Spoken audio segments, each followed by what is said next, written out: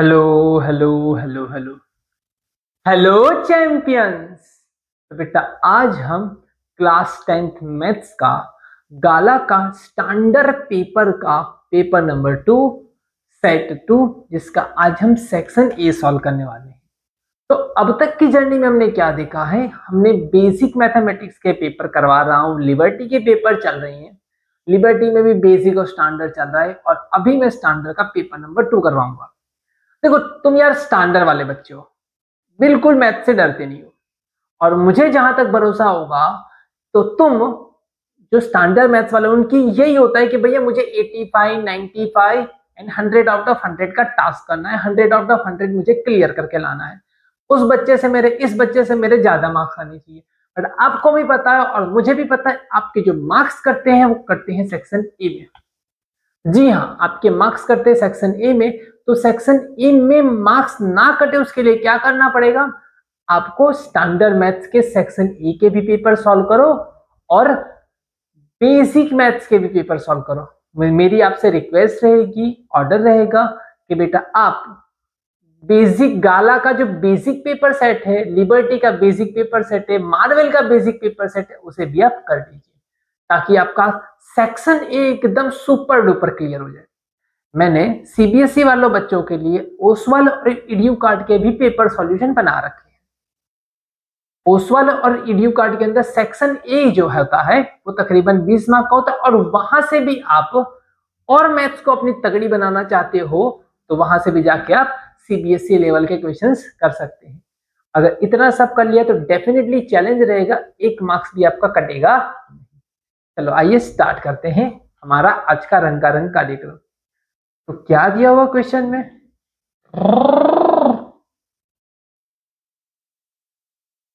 आज के पिटारे में हमारे पास जो है उस क्वेश्चन में हमारे पास ये two positive integers a and b are expressed as a and b ऐसा दिया हुआ है। अच्छा, इनका एलसीएम निकालना है, एलसीएम निकालना है, एलसीएम। अगर एलसीएम निकालूंगा तो इसमें सबसे बड़ी पावर कौन सी है, एक्स की 5। देखो एचसीएफ में सबसे छोटी पावर ली जाती है और एलसीएम में सबसे बड़ी पावर ली जाएगी और इन दोनों में सबसे बड़ी पावर कौन सी, वाई की 5, मतलब y⁵5, मतलब मुझे एलसीएम मिल गया। लेकिन इन्होंने क्वेश्चनिंग क्या की है, क्वेश्चन ये क्या है कि x के ऊपर जो पावर है उसे आप m मान लो, इसे आप m मानना है, मतलब m=5 और y की जो ऊपर है उसे आप n सोचो तो यहाँ पे n=5 है।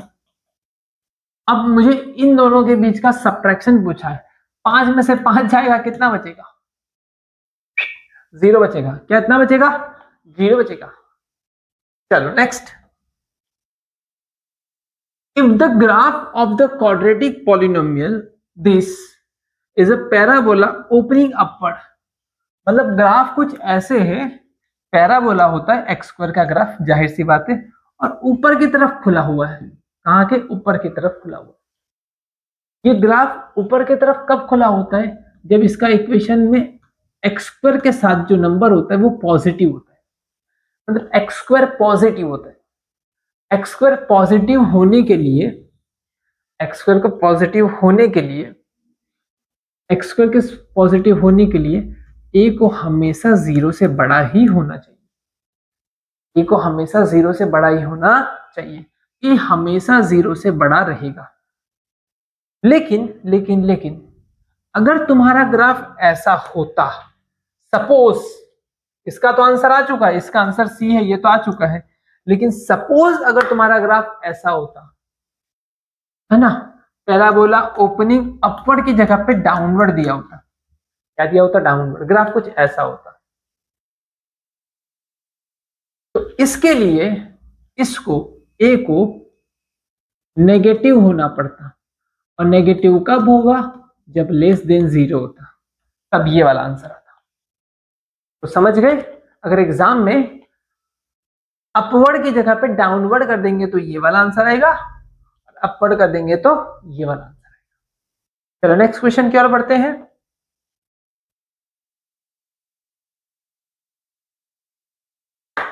चलो ये दो इक्वेशन दे रखी हैं, इनका देखना है कि कैसी लाइन है, इंटरसेक्टिंग लाइन है या। अच्छा चलो, ये 1 है, ये 2 है, ये -4, 2 4 एंड -12। चलो A1/A2 निकालो, ये 1 और वो 2। B1/B2 निकालो, 2 4, इसने काट दिया 1/2। C1/C2 निकालो, -4 -12, कट गया, 4 3 1/3। मतलब ये दोनों सेम है बट ये सेम नहीं है, मतलब ये दोनों सेम है। A1/A2 is equal to B1/B2 but is not equal to C1/C2। ये कंडीशन आ रही है, ये कंडीशन किसकी है? पैरेलल लाइन की। किसकी है? पैरेलल लाइन की। तो आंसर आएगा पैरेलल लाइन। चलो नेक्स्ट,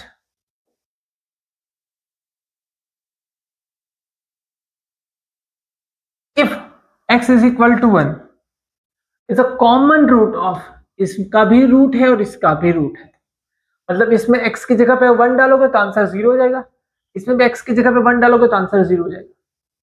बट इसमें a दिया हुआ है, मतलब मुझे a की वैल्यू मिल सकती है, और इसमें वैल्यू डालूंगा तो मुझे b की वैल्यू मिलेगी, और यहां से मुझे a डॉट b करना है। चलो पहले वाले में डालते हैं वैल्यू, ax², x की जगह पे 1, फिर क्या ये a, x की जगह पे 1, -3 इज इक्वल टू 0। ये हो जाएगा a और a, 3 वहां पे चला जाएगा +3, a 2a, a plus a 2a, 2 नीचे चला जाएगा, a इज इक्वल टू 3/2। इसमें 1 रखे, चलो 1 का square +1 plus b is equal to 0। चलो b वहां पे चला, ये 1 + 1 2, 2 वहां पे चला जाएगा, b इज इक्वल टू -2। चलो अब क्या करेंगे, मुझे a डॉट b निकालना है। ये है 3/2 और ये -2, 2 2 कट गया, माइनस बचा, -3 आया, -3। चलो if for a GP given AP, एक दिया हुआ है, an दिया हुआ है, sn दिया हुआ है, n निकालना है। देखो बड़ा मजेदार क्वेश्चन है, Sn is equal to n/2 a plus last term. देखो क्वेश्चंस को करना और कम टाइम में करना दोनों में फर्क है। क्वेश्चन आप इसे कर सकते हो, खींच खींच के लंबा खींचोगे, कैलकुलेशंस भी लंबी होगी, बट वैसे करो जिसमें कैलकुलेशंस भी कम हो जाए, मेहनत भी कम हो जाए और क्वेश्चन कम टाइम में हो जाए। चलो कम टाइम में कैसे होगा, Sn की वैल्यू 399 दे रखी है, 399, n की वैल्यू निकालना है, a की वैल्यू 1 है और इसकी वैल्यू है 20। ये 2 यहां पे चला जाएगा, 399 इंटू 2 क्या हो जाएगा बेटा, 400 का डबल होता कितना हो जाएगा, 400 का डबल 800, तो ये हो जाएगा 798। 21 डिवाइड में आ जाएगा, 20 और 1 21, 21 डिवाइड में आएगा, 798 डिवाइड बाई 21। अगर नीचे 1 है और ऊपर 8 है, मतलब कभी भी इसको डिवाइड करूंगा तो आखिरी डिजिट 8 बचेगा, जिससे भी डिवाइड करोगे आखिरी डिजिट 8 बचेगा, तो 8 वाला एक ही है, 38। तो अगर आपको ये लग रहा है, अगर आपको ये लग रहा है इससे आप इस डिवाइड करोगे, अगर आप ऐसे डिवाइड करने जाते हो 21 से तो आपकी कैलकुलेशंस लंबी हो जाएगी।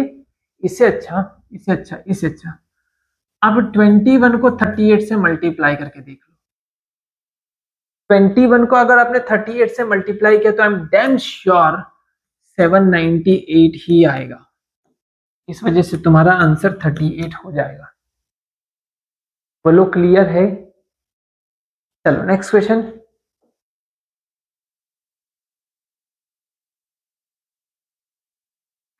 त्रिकोण ABC and triangle ABC and triangle PQR, the perpendicular of ABC is 50 centimetre, तो पेरीमीटर ऑफ ABC का पेरीमीटर इतना दे रखा है, इन पेरीमीटर ऑफ PQR इज 40। अच्छा, पेरीमीटर से एक फॉर्मूला याद आया, इसका एक फॉर्मूला लिखते हैं। क्या आएगा? AB के नीचे PQ, AB के नीचे PQ, BC के नीचे QR और AC के नीचे PR, और इसके नीचे ये ट्राइंगल ABC के नीचे ट्राइंगल PQR, उसका क्या पेरीमीटर, पेरीमीटर यहाँ पे भी क्या आएगा? पेरीमीटर। तुम्हें दिया क्या और निकालना क्या है? तुम्हें AC दिया है और PR निकालना है। AC और PR कहाँ पे? तो AC और PR ये रहा, AC दिया है 22, PR निकालना है, और ये दिया है ये 40 क्या 50 है, ABC 50 और PQR 40 है, ये 50 और ये 40, 0 0 कर गए, 4 यहाँ पे 5 नीचे, 4 ऊपर गया 5 नीचे गया। एक काम करो, नीचे 10 लाने के लिए ऊपर 2 2 से मल्टीप्लाई, तुम्हारी मर्जी तुम कैसे मल्टीप्लाई करते हो। तो मल्टीप्लाई करूंगा 176 डिवाइड बाई 10, तो ये हो जाएगा 17.6, हो गया लो 17.6। बाप आप इसे 88 को आप 5 से डिवाइड करें, आपकी मर्जी, आपको कैसे डिवाइड करना है मल्टीप्लाई करना आपकी मर्जी, मुझे ये पसंद है मैंने कर दिया। चलो नेक्स्ट क्वेश्चन पे जाते हैं।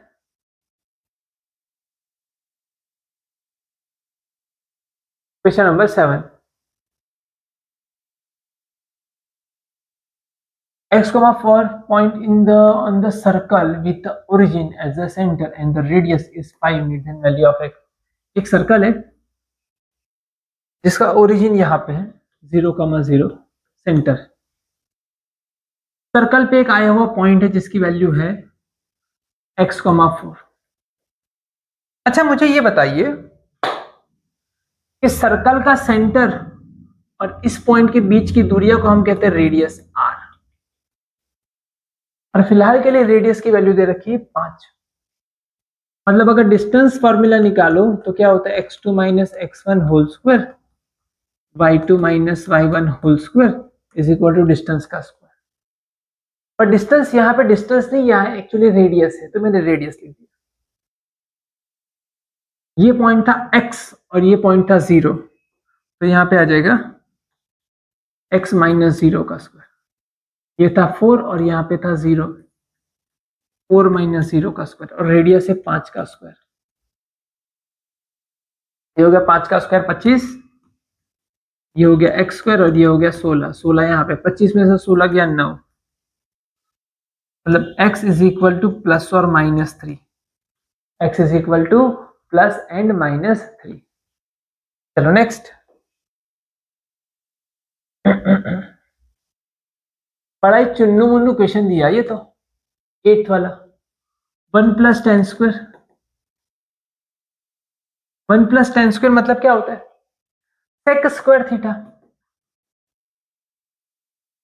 अच्छा, और ये वाले में क्या दिया है बेटा? 1 माइनस साइन स्क्वायर।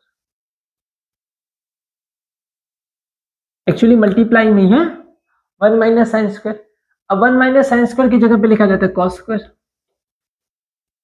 अब देखो ये दोनों एक दूसरे से रेसिप्रोकल है। कैसे रेसिप्रोकल? उल्टा उल्टा पुल्टा है। सेक स्क्वायर मतलब 1 अपॉन कॉस स्क्वायर, और ये भी cos square, cos square cut गया, आंसर आया 1। आंसर कितना आ जाएगा? 1। चलो क्लियर है। चलो next, third of point lying on the exterior of the circle we can draw exactly how many tangents। हाँ पता था, एक सर्कल है, सर्कल के बाहर का कोई पॉइंट है, बाहर का कोई पॉइंट P है, तो इस पॉइंट से मैं कितने टेंजेंट बना सकता हूँ? इस पॉइंट से ज्यादा मैं 2 ही टेंजेंट बना सकता हूँ। आंसर आएगा 2। सॉरी,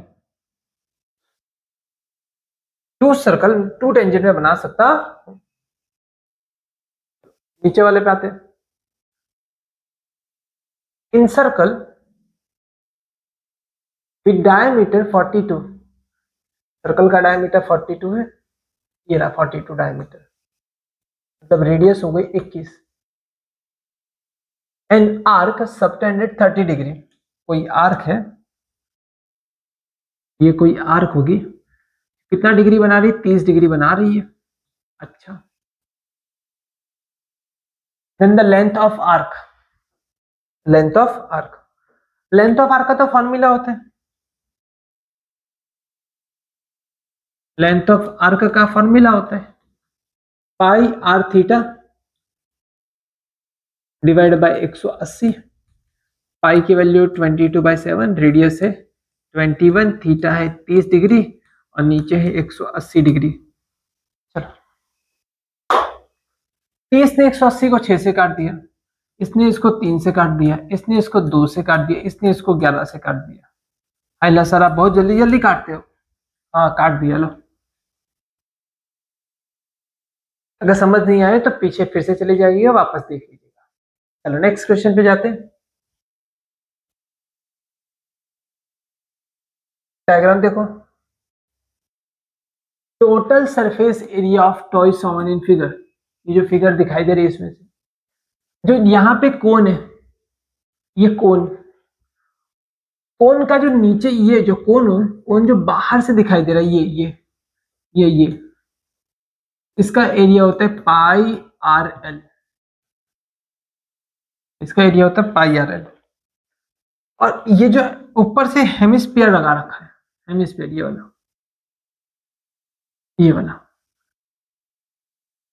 इसका एरिया होता है 2 पाई आर स्क्वायर। कितना होता है? 2 पाई आर स्क्वायर। तो टोटल एरिया कितना हो गया? Pi r l plus 2 pi r square. Pi r common, यहाँ पे एल, एक आर स्क्वायर, आर बाहर चुका, एक आर अंदर बचा और 2 बचा। तो इसको मैच कर लेते, पाई आर, ये रहा pi r 2r plus l, 2r plus l. बोलो क्लियर है?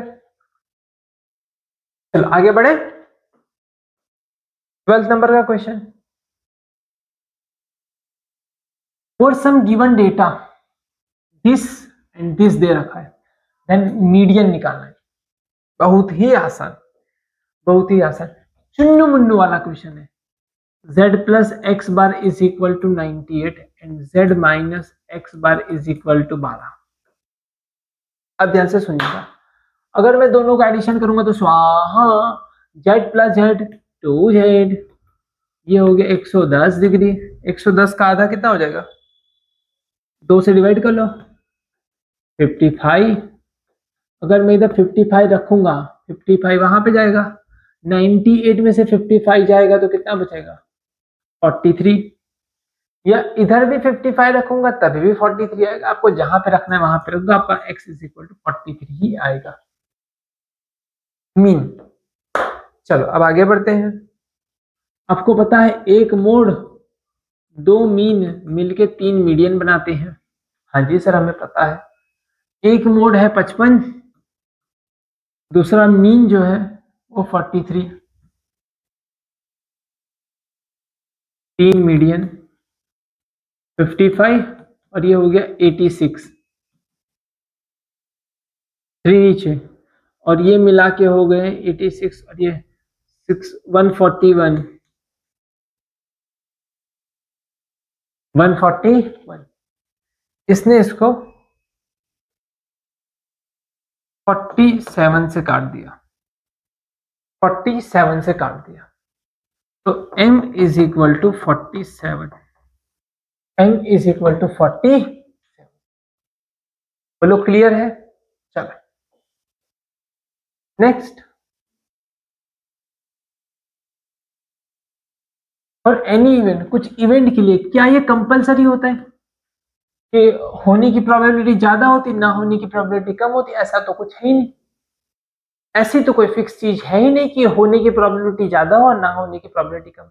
हाँ ये कोई फिक्स कंडीशन नहीं, डिपेंड्स ऑन सिचुएशंस।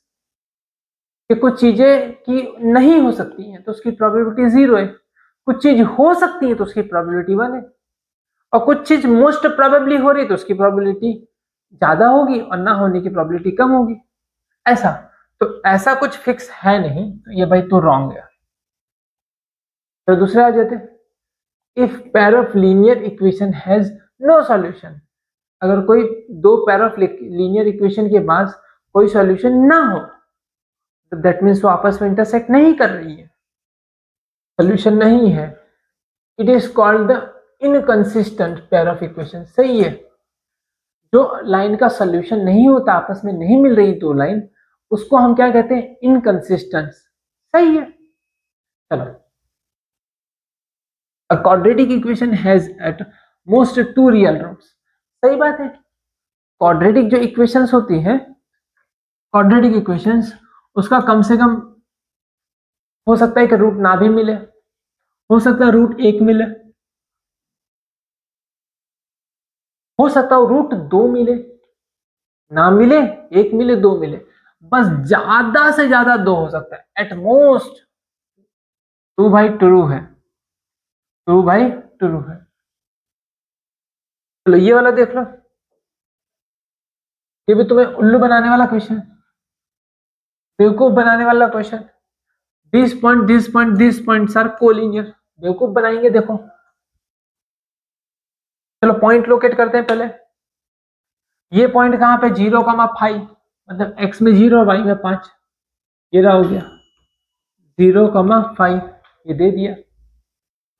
अब 0,-9, तो 0,-9 मतलब तकरीबन यहां कहीं होगा 0,-9। अब ये वाला जो पॉइंट दिया है ना, वो भी इसी पे ही होना चाहिए, बट ये है कहां पे, कब है 3,6, 3,6 तो यहाँ पे होता है। लो मतलब ये तो ट्राइंगल बना देगा, ले ले ले, ऐसे ट्राइंगल बन गया।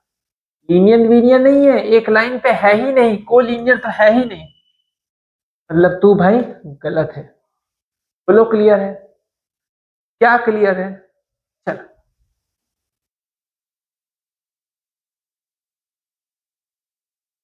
16 हो गए, 17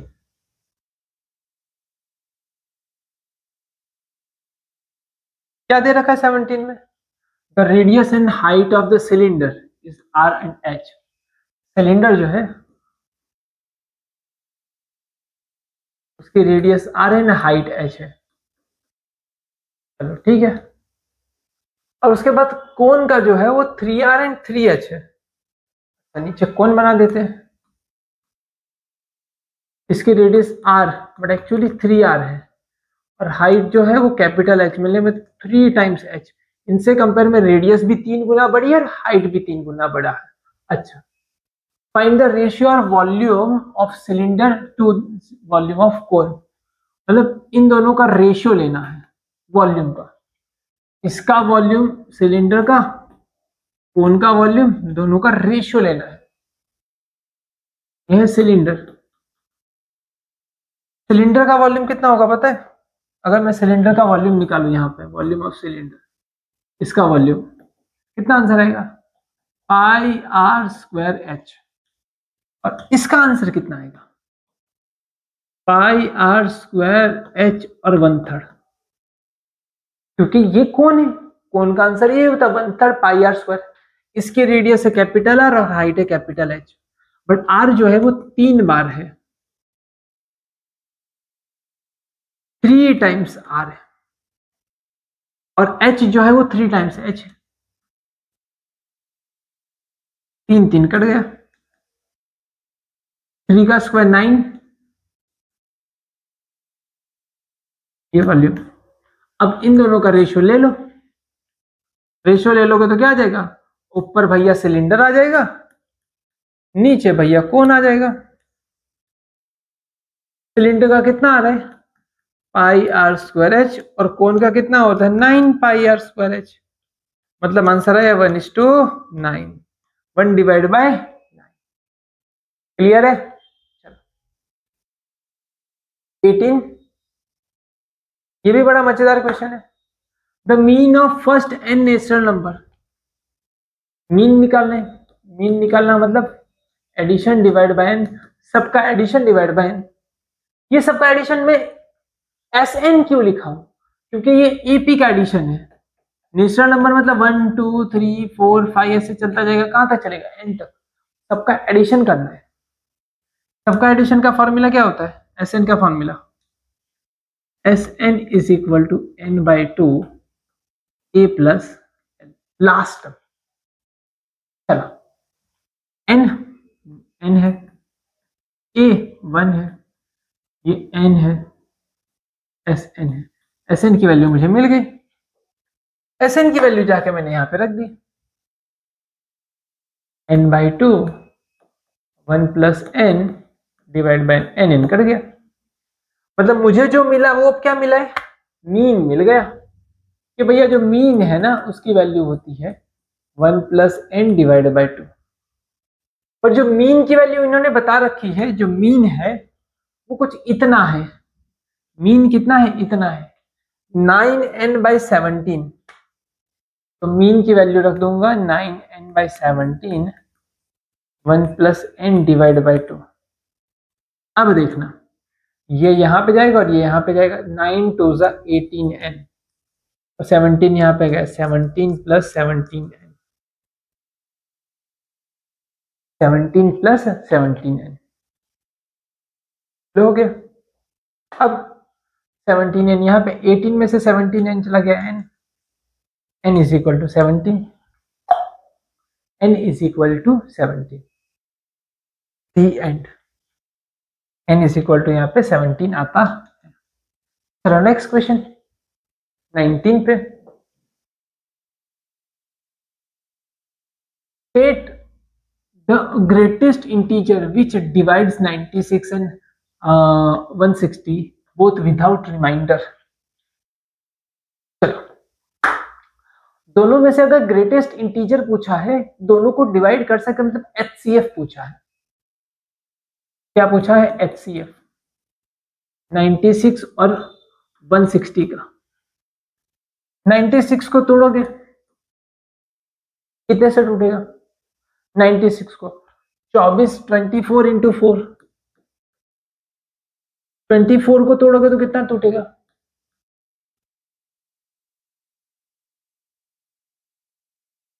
8 3 4 है ना, इसको 4 ही रहने दो। अभी 8 को तोड़ोगे तो कितना टूटेगा, 4 2 एंड 3, ऐसे ही रहने दो सबको, ये आखिरी हो गया।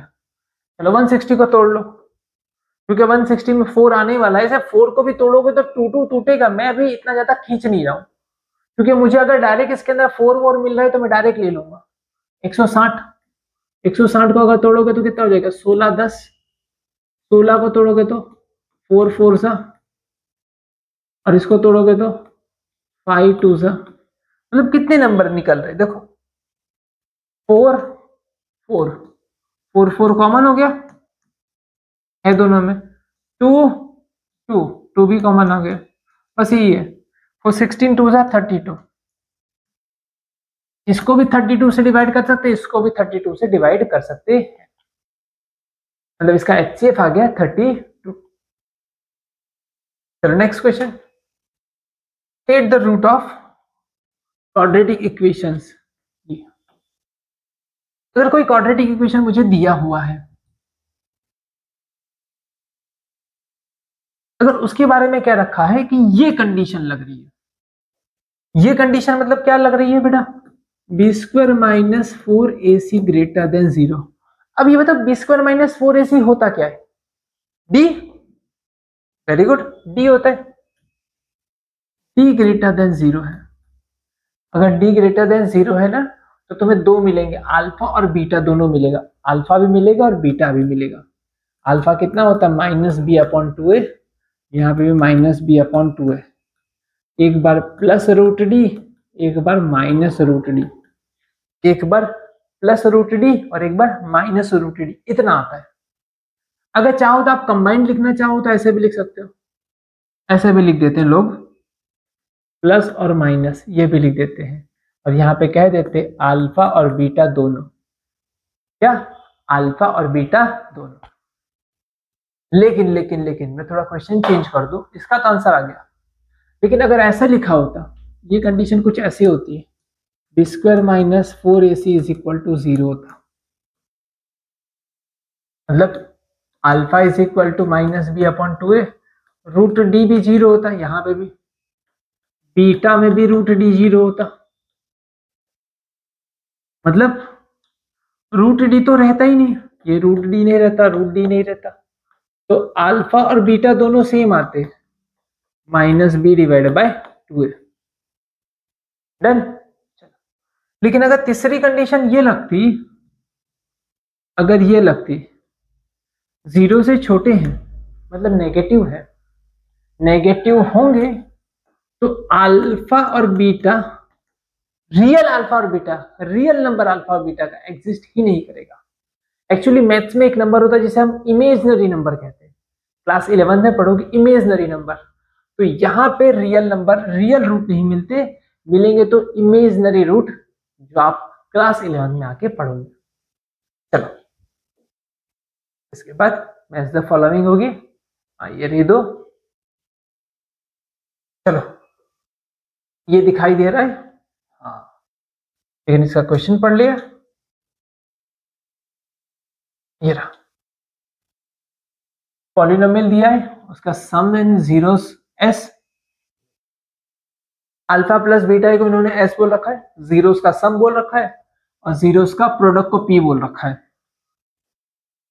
सम मतलब, एस मतलब सम है और पी मतलब प्रोडक्ट है। सम का फॉर्मूला होता है माइनस बी बाई, और प्रोडक्ट का फॉर्मूला होता है सी बाई ए।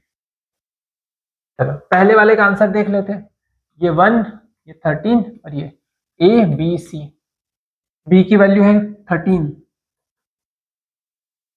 और ए की वैल्यू है 1, मतलब आंसर आया -13। चलो सी की वैल्यू है 40 और ए की वैल्यू है 1, मतलब 40, मतलब सम 13 और ये है 40, -13 और 40, ये रहा, पहले का आंसर है सी, पहले का आंसर है सी, पहले का आंसर खत्म, पहले का आंसर खत्म। दूसरे के आंसर पे जाते हैं, यहाँ पे 1, यहाँ पे -13 और यहाँ पे 40, ए बी सी। चलो बी की वैल्यू है -13 और ए की वैल्यू है 1, सी की वैल्यू है 40 और ये है 1, ये हो गया 40 और ये हो गया 13, मतलब इसका आंसर आएगा 13 40, 13 40।